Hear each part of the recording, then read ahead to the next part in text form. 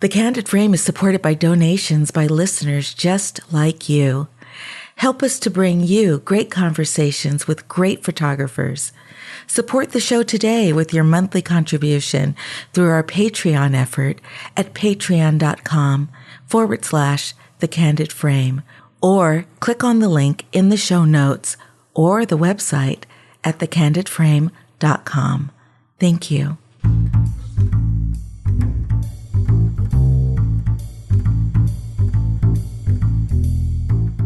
This is Ibadian X, and this is The Candid Frame. There are many photographers who pick up a camera with the hope of trying to make a difference. For the photographs to be good, the images have to more than just look good. The photographs have to tell a story, convey an idea that informs and enlightens. Because it's so easy to exist in our own private bubbles, these photographers recognize the power that photographs have to open our eyes to bigger realities, and more importantly, how we can each still make a difference. That's the kind of work that excites Benjamin von Wong, who has gained an international following because of his ability to share his passion for photography, people, and the environment with his photographs and his stories. Well, Ben, welcome to The Candid Frame. It's a real pleasure to have you. Thank you. Thank you for having me. You've been on my radar for a while, so it's been, it's a long time coming for me to finally reach out and have you on the show. Yeah, your work has been quite amazing, and it's really interesting having a chance to sort of go deep into your story. It was something I heard when you were doing a presentation once about when you were a kid. You were really big into like fantasy. Is that right?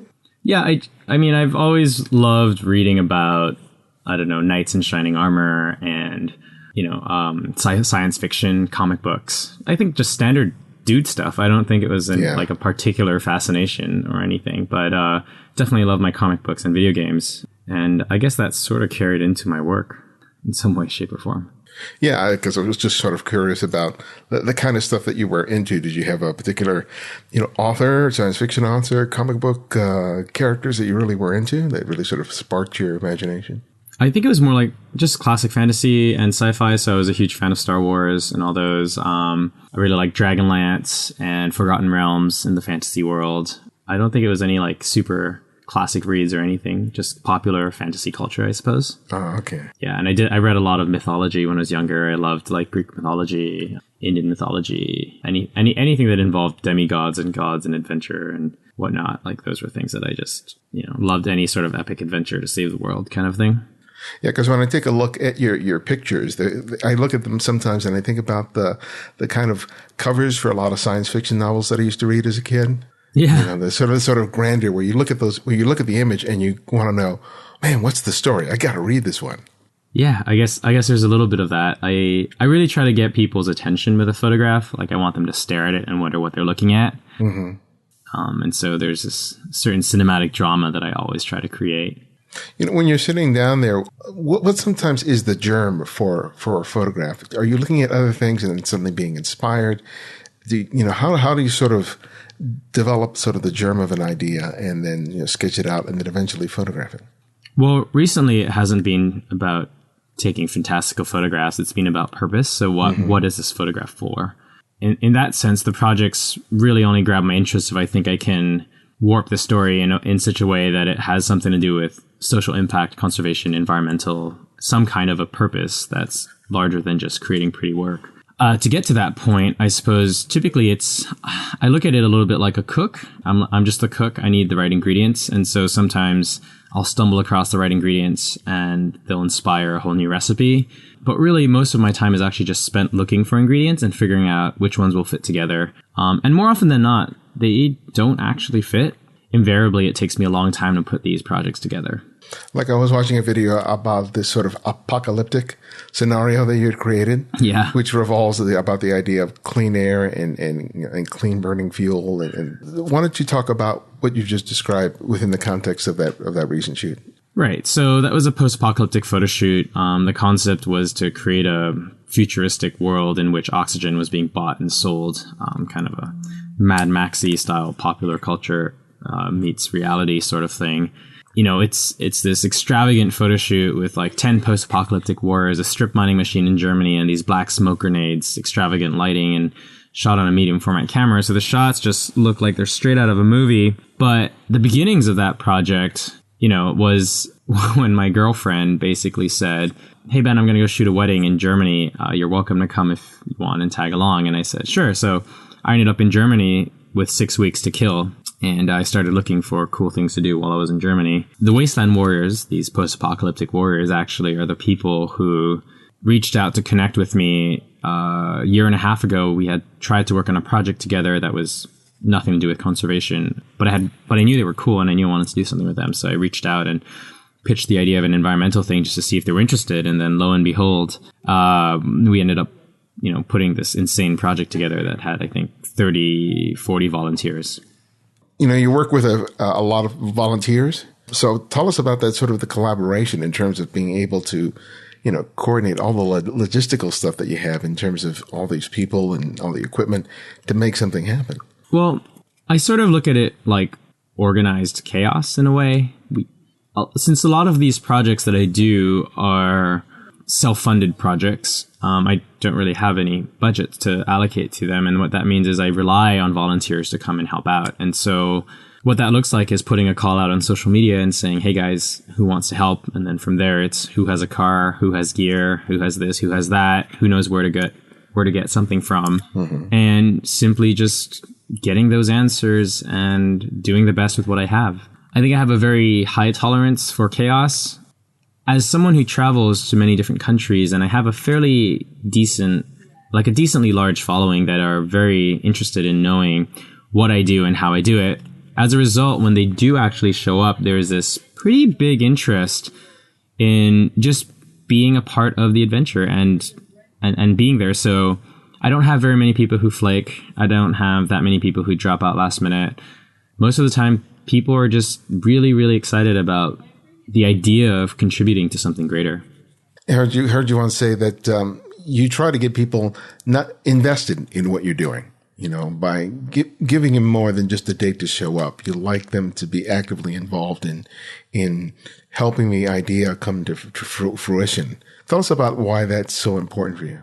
Right. So there are different levels. For the people that I collaborate with and the artists, for example, I involve them very early on in the creative process, because the idea is for all of us together as a team to come up with the best, strongest concept. So if I'm not exactly sure how makeup would look or anything, I ask them what do they imagine, what would they like to do, what type of style they're most interested in, and then of course, I'll send them what I'm interested in, and then with the back and forth, we develop a concept together. And the reason for doing that is because you want everyone to feel invested in the project, because if I want you to work on my project, then that's a lot less interesting than saying, "Hey, I'd like you to work on our project together," right? So it becomes a little bit, there's a little bit of a personal stake in it, more so than something else.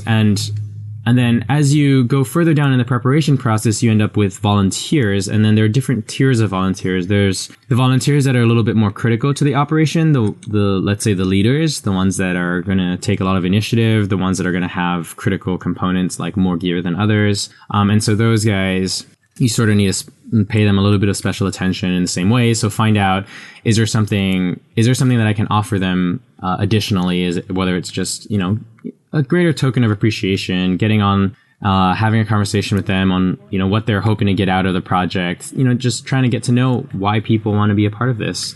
I think in general, what it really boils down to when we're working with people who are volunteers and working on collaborations in general is making sure that you're not selfish. It's not about you. It's about what the other person wants and whether or not you can offer it to them. So you're offering an experience, you're offering a service, you're offering an opportunity for visibility, you're offering an image they would never otherwise have. It's not about what you can take from people, but what you can give to them. Because it seems like you're really good at getting people excited about what you guys are doing together, which, that it's not just sort of a technical exercise, that it's really about, collaborating to make something larger than any individual would be able to create on their own. Yeah, I mean, I don't shoot very often, and every time I do something, it's got to have some epic, crazy component to it. That's generally what defines my style. I don't think it's the way it has to be. It's just the way I do it. When you were first starting out, you were an engineer.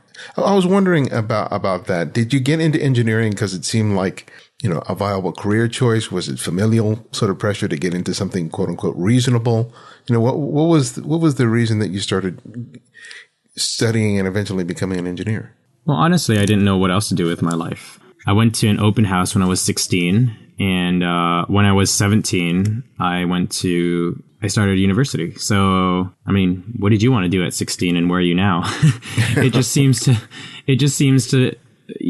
we have to make these big major life decisions when we're so young, which just seems odd to commit to something when you don't even know who you are. At the time I was good at math and physics. My dad was an engineer, and I said, why not try engineering? And it just so happens that mining engineering was the program that sounded the most interesting and exciting. And so I ended up becoming a mining engineer, really. And when did you start picking up a camera and having an interest in that? I bought my first camera in November 2007. A girl broke up with me while I was working in a mine in Winnemucca, Nevada. And I said, hey, if I don't find something to do, I'm going to go absolutely crazy. And so I decided to buy myself a camera and give that a shot. Heartbreak can be the impetus for a lot of change. Yeah, no, it's great. It was a good thing. Very good thing. So how did you get into from, just being sort of the casual snap shooter, which a lot of people are, eventually to becoming much more creative and inventive with what you wanted to do with the camera? I think it's like with everything. You start small and you slowly build up greater and greater.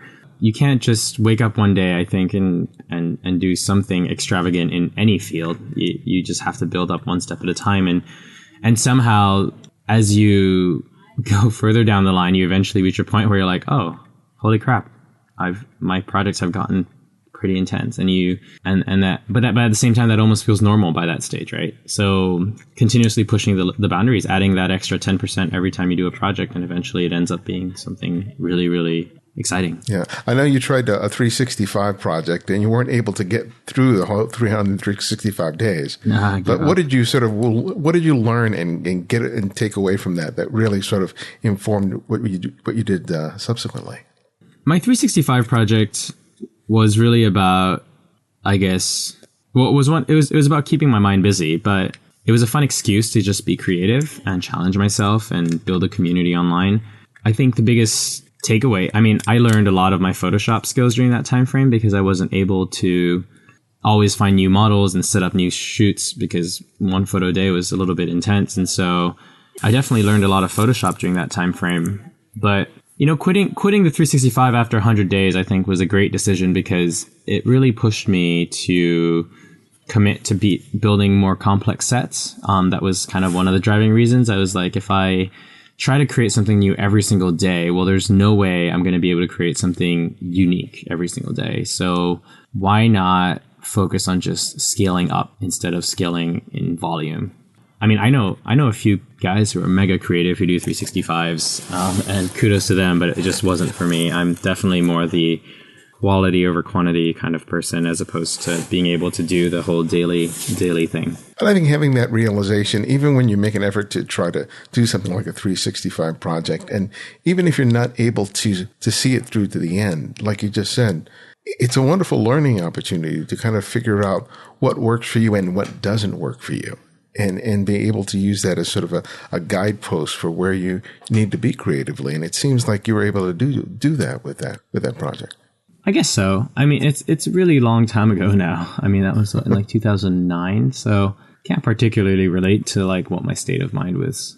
When I know that you started being involved in the Strobus community, and that was sort of a real stepping stone for you in terms of what you could do creatively. Yeah, well, that's where I learned how to use lighting.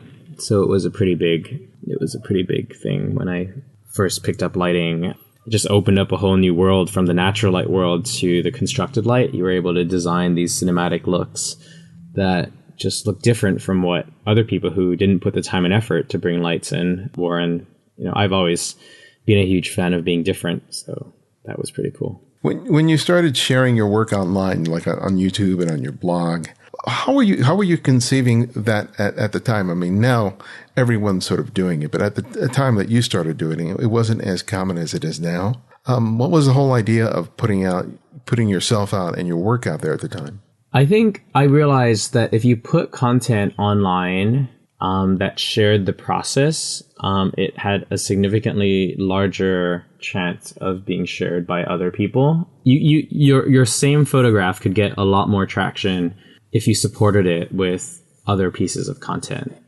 And that holds true even for today, because at the end of the day, photography is supposed to be a story. And if your story is just one image and it stops there, then that doesn't give people a window into discovering or learning more, and they just stop. So I think for me, over time, it was about just sharing my process internally with the community and learning and growing and sharing. And then that became a little bit more about inspiring and teaching as I got better than my peers. And then now it's about figuring out how do you expand beyond the niche of photography to communicate and connect with others and share a message about something that you care about.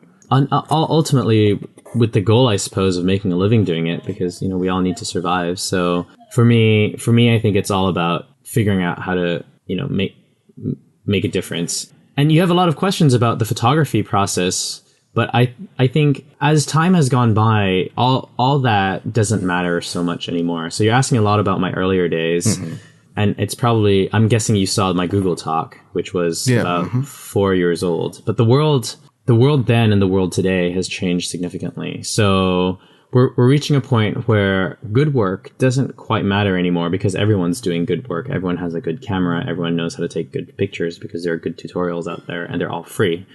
You can't just go around pursuing good work. It's about creating work that can stand out. And it doesn't matter if you do that with a cell phone or a pinhole camera or a drone.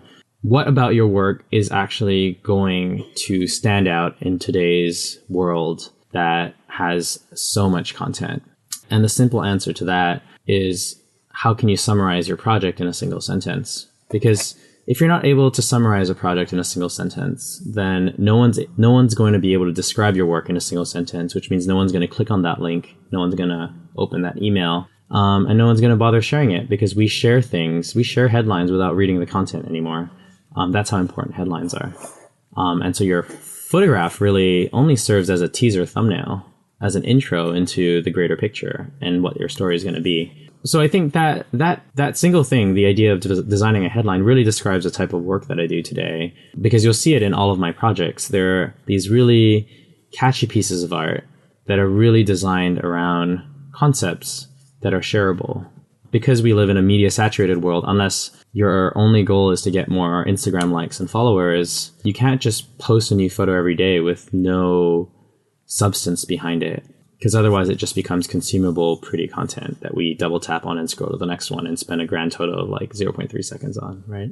So what is your brief description of the concept of the shot of the mermaid that's surrounded by all those plastic bottles? So it's the title of that is Mermaid on 10,000 Plastic Bottles. The title in and of itself, for example, you have Mermaid on 10,000 Plastic Bottles, makes you wonder, well, what does a mermaid on 10,000 plastic bottles look like? And why is there a mermaid on 10,000 plastic bottles? It's a title that can be dressed up in many different formats. It could be a photo of dying mermaid on 10,000 plastic bottles, or it could be a photographer puts mermaid on 10,000 plastic bottles to raise awareness for plastic pollution. The core title can actually be dressed up in many different ways to suit different audiences. And I think that's really what makes a project really key, because at its core, the base subject needs to be interesting enough to generate intrigue. It's just like a pickup line. It has to be intriguing, it has to be thoughtful, but it can't be tacky, because that doesn't work anymore. Yeah. Seems like you want to not only take pictures that tell a story, but it's somehow making a difference. That seems to be what, the heart and, the core of what you're trying to do now with your work. Is that accurate? Yeah. Well, I mean, I've always tried to do positive things with my photography. And that was a huge part of sharing too. The idea and the ability to inspire people was something that was very important to me. Over time, if you're just going to go out and create content that's great, that inspires people, that in terms of job prospects, it's a little bit odd, because who's going to hire you to inspire people?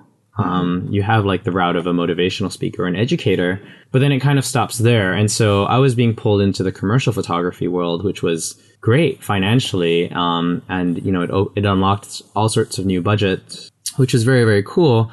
But on the other hand, that's sort of soul sucking in a way, because what are you really doing? You're just executing someone else's vision to sell a product that has nothing to do with who you are or what you care about. So that work just ended up feeling very superficial. And so for me, and I think a lot of millennials and I think Gen Ys, I don't know what they're called now, or Gen X's, whatever this upcoming younger generations coming up, we all really care about making a difference in the world.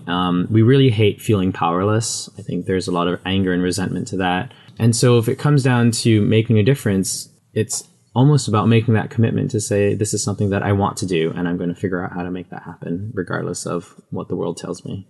So how are you striking that balance between, the work that you do commercially in order to be able to earn a living and like these personal projects that you've done? Is that, as of late, is it something you're sort of leaning away from doing as little commercial work as you need to be financially viable so you can dedicate more time to the work that really is sort of moving you? No, I just quit cold turkey. I'm kind of an all or nothing person. Okay. My quitting my day job happened within the span of the few weeks that it took me to give my resignation notice. And similarly, I never looked back. I just never paid attention to that. Similarly, with this time around, told myself that I wasn't going to shoot anything without a social cause or a positive message in some way, shape, or form. And I haven't gone back from that since I made that commitment about a year and a half ago. I haven't really made any large significant contracts since, but I'm kind of gambling on my own career and ability to make that happen. Because the thing is, there's always going to be work to do. I mean, if you reach a minimum technical level, I feel like if you're willing to do anything, you can earn money. But, finding out what you want to do with your life and actually attempting to make that work is something that I have lucky enough to have that flexibility at this stage in my life. And I decided to make a commitment. So I still make revenue from other things. I do some consultation. I do some DP work as a cinematographer. I educate. I do some public speaking. I do some influencer work. But by and large, when I say projects, I'm talking about my photography brand, my Wong brand. I have not taken a single commercial photography contract that has nothing to do with the environment. And that's something that I've been very comfortable with. I mean, financially, definitely more stressful, but I feel at peace with the decision from, I guess, I don't know. It's not really a spiritual thing. Just it's more like a moral thing. Yeah. It's a personal challenge and something that I want to figure out, because ultimately I want to get paid to make the world a better place. Like I want to make a living making the world a better place. I don't want to do it on evenings and weekends. I don't want to do it 2 days out of 7. I don't want to split my time 50-50 and hate the other 50% of my life. I want to figure out if there's a way that I can do this 100% of the time, or at least 80, and then see where that takes me. And so, you never know if you don't try. And since I have the flexibility of being young enough to dream big and risk everything, because no one else depends on me to survive, why not do it now? The freedom of youth is a phenomenal thing, and anyone who's not taking advantage of that, I think, is totally losing out. Mm-hmm. Did you find that the relationships that you built as a result of traveling and collaborating with other people and discovering sort of new perspectives was some played a part in the decision that you made? I don't think so. No, not really. It was really a personal realization that doing big commercials and earning lots of money was not that gratifying for me personally. It wasn't my end goal. Mm. And if I was to just keep doing that for 10 years, it would have made me miserable. Yeah, there was no person or event or instance that really marked that. In the Google Doc, you talked about a video that you did for a little girl named Eliza O'Neill. Yeah. And these presentations are always interesting because you try to you try to construct your life in a single linear narrative, but they're not always that linear. So it's not like a if this and that philosophy. It's more like if you look back on your life and you try to connect the dots, you can figure out how these stories all tie in together and what truly matters. And so the Eliza story was a video that I made for a little girl who was dying of a terminal degenerative brain disease, who I didn't know. Her father reached out to a girl who reached out to a blog, who reached out to a bunch of photographers, of which I was one of 2 people who replied and said, sure, I'll come and help. And they wanted to raise $1 million in a few months. And I didn't really have time initially, so it took me about a month to make my way back from Malaysia to South Carolina. Flew myself there, stayed at their house for 10 days, made a video, and we released it, raised $1 million in a month. And then I think right now it's past $2 million. So it really transformed the face of how that accelerated the development of the cure in ways that were just not possible prior. And that was a project that to me just felt so validating, even though it had nothing to do with my photography. Mm-hmm. It was weird in a sense, because after I raised the funds, there was nothing much I could do. So we were just like waiting for FDA approval, waiting for the treatment to come in and everything. So it was definitely a little bit of an odd experience, but and while creating it, extremely stressful, because you have this concept that the life of another person depends on your ability to tell a good story. Extremely stressful.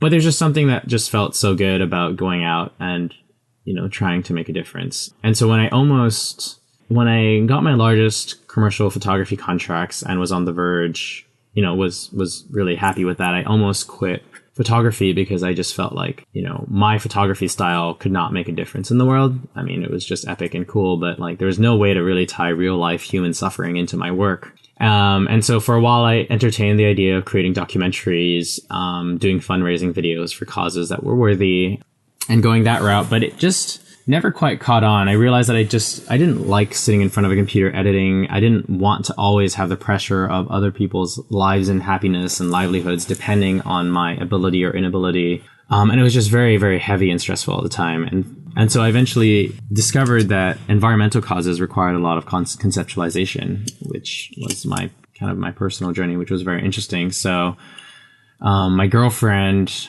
wanted to go storm chasing, and she was trying to find a way to convince me to go. And she said, why not go storm chasing for climate change? And that was like my first environmental project, which had this surreal, crazy element of adventure and epicness, but simultaneously also being able to convey a strong conservation message. And that's something that kind of started me on this environmental path, which was like, oh, it is possible to tie in cause and fantasy together. And that's something that I've been exploring further and further, trying to figure out different ways to make that viable without falling into like the fine art path. It seems like you're doing what a lot of people are often unable to do, is sort of to listen to themselves, to figure out what they are being drawn to and what's sort of poisoning their lives, and able to let go of those things that aren't working, even though there may be some risks involved in being able to do that. I think people oftentimes will fixate on what they stand to lose rather than, focusing on the potential that they have to gain something, especially, they're reticent to do that because sometimes they don't know what the outcome would be. And it seems like you sort of embrace that. There's a quote that I heard that I think is very powerful, and it says you can do everything right in your life and still end up dead on the bottom of a ditch or something. I don't know what the exact quote is, but it basically says that, you can do everything right and still not get where you want to go. So why not do what you want to do and see where that brings you? Ultimately, we're all going to end up in the same place. We're all going to die. So it's up to you to make that interesting. I speak from a privileged position, and I'm very, very aware from that. I'm young enough to be unattached, I guess, lucky enough to have developed a career and managed to stand out in a saturated market before, when the time was right. And so I know that it's not a situation that many people are in, but in a way, I think it really boils down to the question of what do you want and what are you willing to sacrifice to get there? Because everyone has to sacrifice something. These things don't come without cost. Mm-hmm. But if you do something that you really believe in, the cost becomes relevant. And so in a way, it's just about fixating on which direction you want to go and making a commitment to go in that direction and not look back. Yeah. Is your bottom line in terms of the choices that you make is that you just want to feel like you're making a difference? I think currently that's what it is, because I reached a point where I feel very confident in my ability to be able to get paid. I just feel like if I needed money, if I needed to get a job, if I needed to hustle, I would be perfectly fine doing that, because then I would be able to focus 100% of my attention on hustling and making money and surviving. And I feel like I understand enough about the world and how it works, human dynamics, entrepreneurship, social dynamics, in order to make that work no matter what happens, that I will always be capable of making a living, barring some ridiculously obscene accident. in which case that will also be yet another different type of learning experience. So I mean, I don't know, like, really, what's the worst that can happen? Yeah. I think that you end up in situations. So there's a situations that you end up in because you don't control. Like, I don't know, if your country's currency collapses on you and your savings disappear, there's not much you could have done about that. But as like a general rule, in terms of, like, let's say you're a really horrible business person, then maybe you shouldn't be a business person. Maybe you should find a way to figure out what I think you have to be very honest and realistic about what your strengths and weaknesses are, and be able to understand those and leverage that to do something that you truly want to do. You have to be realistic with yourself to know where your limits lie, but ambitious enough to push yourself to achieve what you want, and find different ways to get there. So it's not just about banging your head against a wall. It's about banging your head. It's about banging your head against a wall in different places to see which one really works. Finding the softest spot and then to bang there. And it definitely takes a certain measure of luck. No doubt about that. It takes a certain measure of life circumstances to get there. And certainly social media would have you feel like no matter what you do, it's never good enough, because that's the world we live in. So it's also part of the danger is also realizing and being grateful for what you do have, and being able to appreciate that, and knowing when to stop or when to pivot. What is one of the challenges that you're facing today that you feel with respect to either your art, your life? Well, my biggest challenge, as it always has been to find clients. It's something, because my work is so hard to define. You may stumble across my campaigns, but you would not be able to describe my work in a sentence that would explain what I do. Nor would you be able to do it really in a paragraph. It's actually really, really complicated to describe my work. You don't search photographer who does crazy viral conservation campaigns. It's not really like a searchable thing. So people that stumble across my work stumble across them organically. And then at which point, because none of my campaigns are the same, every single one is unique and different. At the end of the day, I need to completely sell an idea that doesn't currently exist. So the challenge is explaining what kind of value that I can bring to a client, if you will, and finding who those clients are, because how I make a living, or how I plan on making a living, and how I justify the entire business of creating free work that I care about, is that every single one of these pieces serve as a marketing campaign for myself. They get me, they get the cause out there, they help make the world a better place. And then along the way, at some point in time, I'm going to bump into the client who needs exactly what I do, which is a combination of authentic storytelling in a multimedia capacity that is fluid across different social platforms, that speaks to a cause and a purpose, that promotes an ideology or an initiative. And so when that happens, I can get paid a lot because I'll be the only person that can do it. Mm-hmm. But in the meantime, I'm fine just focusing on creating great work. So my business model is do something that nobody else can do really, really well, so that when somebody needs it, it'll be there, and they can pay for it. And the hope is that I find that client or those clients soon enough before I run out of money. And it's almost like every single entrepreneur, I live in the Silicon Valley right now, and that's just keep your head above water. And if you keep your head above water for long enough, chances are, you'll succeed, because everyone else is just sunk to the bottom. So you just keep your head above water, keep treading, keep trying, keep working, keep pivoting. If it doesn't work, keep finding new ideas and building from there. I mean, the challenges never go away. They only change. So it's a lot easier for me to find people now, but it's a lot harder for me to create a concept, because back in the days, creating a good photograph was just about creating a technically beautiful photograph. And then that got easy. And then it was becoming about creating a beautiful photograph that was epic. And then it was about creating an epic photograph that was shareable. And then it was about creating shareable work that had a message. And every single time you layer a new component onto it, the whole project becomes more complicated. Not only is it a new thing to discover, it's something that's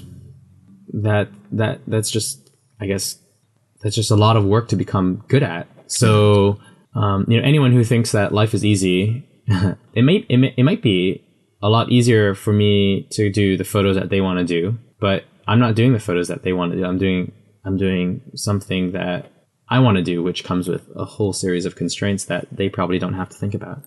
Yeah, I mean, from just looking at what you've been able to achieve, you seem to be very incredibly resourceful. You're able to collaborate with people in order to make things happen. But, as you've described, it is a lot of effort in order to make some of these images happen. But are there times when things are not coming together where you have to sort of, consider that your attentions and your energies may be best directed to something else? Or do you just kind of push it through until you make it happen? Well, the great thing about doing projects that aren't home runs is that nobody remembers them and no one wants to talk about them. So nobody really cares about your failures. I mean, there are tons of projects that I've done that are subpar. You can go on my Flickr account and browse all the way down to 2008 and see every single photo shoot that I've ever done and how few of them actually are part of my portfolio. There's a very small number of them. In general, if I work with people, I try to make sure I deliver final results because it's only fair that, people put time and effort into something, that they have something to show for it. But it's not something that you can always guarantee. Sometimes they completely flop. You just do your best. And then, once again, keep trying to push the limits, figure out what went wrong. If you learn from your mistakes, then it's not a failure, just a lesson. Yeah. But you're an educator and you do a good number of workshops. But beyond the technical things that you may teach in terms of lighting or using a camera, what are some of the ideas that you try to get across to people that really make a difference in terms of them being able to really make photographs that matter? I think there's a disjoint between the people who come to my class and what I have to teach. People come to my classes wanting to be able to take the photos that I do without realizing that it isn't about the photography. It isn't even about the gathering of talent. It's just about taking the time to carefully construct and build something one step at a time, and understanding yourself. And in a way, what makes me who I am is it's almost like a life lesson or life coaching lesson a life coaching lesson or marketing lesson as opposed to a photography lesson. Because I'm not a better photographer than that many people. Like, my technical ability to press the button and to pop a flash and to know what gear to use is inferior to a lot of other photographers. That's not what makes me unique. What makes me unique is the set design and the pre-production and the networking and the conceptualization and the marketing behind it, and all these other factors that 99% of photographers don't care about because they love photography. They want to take pictures. So I think their takeaway is, in general, that there's nothing special about me. I'm just like them, just another guy who struggles on the same points, who has the same challenges, but that I just put more effort than them. I think, it's not an arrogant thing. I think that's really what people come out with, just feeling like, oh, I could do it too. I just need to want it more or something like that. And it's fascinating hearing you because I see you have achieved a lot of things that a lot of people aspire to do, right? In terms of the quality of the images, about being able to be successful, commercially, in terms of your personal work. And yet you're able to make decisions where it seems like you have a real clear sense of who you are and what you want. And in hearing you, it seems like there's a level of confidence that seems inherent to what you are. But I'm sure that there are moments where you have doubts and insecurities like any other human being. How do you sort of contend with those feelings when they arise? And like you just said, you make sure that you put in the work to make things happen. Yeah, I think there's a difference between confidence and just understanding. I don't think I'm particularly confident. I just happen to know myself very well because every time you do a presentation and talk about your life, or every time you go on an interview and you justify why you do what you do, or every time you have to go in and present what about you is special, and any number of presentations and public facing events means that you have to think about who you are and what you do and why you do it and how all that fits together and why it fits together and where you're going and why you're going there. And so I have, I guess, by virtue of being a public figure, have no choice but to ask myself a lot of questions that are not always great answers, and finding a way to justify that. So it isn't that I'm confident. It's just that I know what the answers are because I've spent more time asking them and trying to figure out the answers. As far as like doubts, I mean, I just said this earlier, like, I don't know if this is going to work. I'm taking a gamble on my life right now. The belief that I can, make a living, making the world a better place. I believe that it's possible, but my belief doesn't generate clients.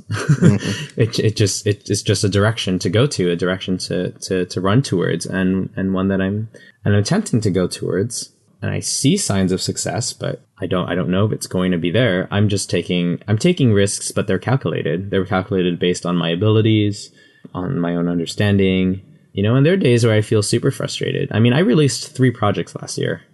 I launched 3 projects in the entire year. That's really, really little. Mm-hmm. And so what that means is between the times between those 3 projects meant that I had a lot of time either trying something or not doing something, or things not going anywhere, or being turned down, or being rejected, or, that's just a part of what I do. Like right now I have 15 open projects, of which a bunch of them are just not going to happen. And, 90% of them are probably my fault. My inability to come up with a good concept, my inability to sell it properly, my change of heart and lack of interest. And that's just the name of the game. It's really easy to look out, from your perspective, looking into my life and being like, oh, wow, these are such great commercial successes. But I feel like people don't understand that, or they don't see like the 16 hours a day of work where nothing really changes. I mean, my day-to-day life is actually really, really boring. I wake up and I answer emails, and I try to keep up on my emails. And that's like accounts for like 70% of my time, either answering emails, pitching ideas, meeting people, connecting with people, staying in touch with others, keeping conversations going. Like that's like 70% of my life. Nothing else happens except emails and conversations and meetings. So it's like, of course there are great moments, and those are the ones you share on social, because I have nothing to share about my day today. I mean, I'm doing an interview with you. I met a guy this morning who recognized me on the streets the day before because his mom really wanted me to hang out with him. And then I answered emails for the rest of the day, and I did a live stream about my travel plans. That's been my day. Yeah. And that's actually an average day. My average day, even though I have lots of travels, really revolves around just keeping the inbox as low as possible. Well, my last question that I ask each guest is I ask them to recommend another photographer for our listeners to discover and explore. And it can be anyone, someone you've long admired or someone you've recently discovered. So who would that one photographer be and why? I'd recommend to check out the work of Nick Brandt. I don't know if anyone else has recommended him or if you know who he is. Yeah, I know who he is, but it's a great recommendation, yeah. I stumbled across Nick's work, his latest series, which is titled Inherit the Dust, where he took photographs of animals that he had shot and printed them life-size, mounted them on 2x4 boards, and placed them in environments that were completely ravaged by human civilization in Africa. And the message being, this used to be the home of these animals, which used to roam here. And that was such a compelling, moving series to me that also showed that photography could have a powerful message if you just took the time to find and make that right concept. So I highly recommend checking out the work. He shoots on film. He does medium format panoramics that he then digitally stitches together and sells for vast amounts of money. So he's in the fine arts world, and he's a huge conservationist and does these phenomenal images. So I just think in terms of striking, meaningful work, Nick is very interesting to look at and check out. Well, thanks, Ben. I really appreciate you making time for us this afternoon. I really enjoyed having a chance to talk with you. Cool. Thank you very much for having me.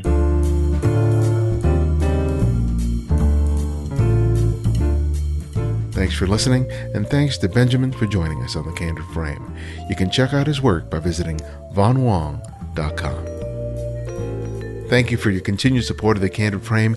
If you haven't already, please take the time today to write a review in the iTunes Store. Your ratings and comments help people to discover great conversations like the one you heard today. You can also support the show by making a monthly contribution through Patreon. Visit patreon.com/The Candid Frame, or you'll find a link in the show notes and the Candid Frame website. Or if you just want to make a one-time contribution to the show, you can do so via PayPal by clicking on the donate button on the Candid Frame website or the show notes. Thanks to all who have recently contributed to the show, including Benjamin Brown. To access our complete archive of interviews, download the free Candid Frame app, available for Apple iOS, Android, and Windows. It's the fastest and most convenient way to hear and save any of the great conversations we presented here at TCF. Links for each can be found in the show notes and the website at thecandidframe.com.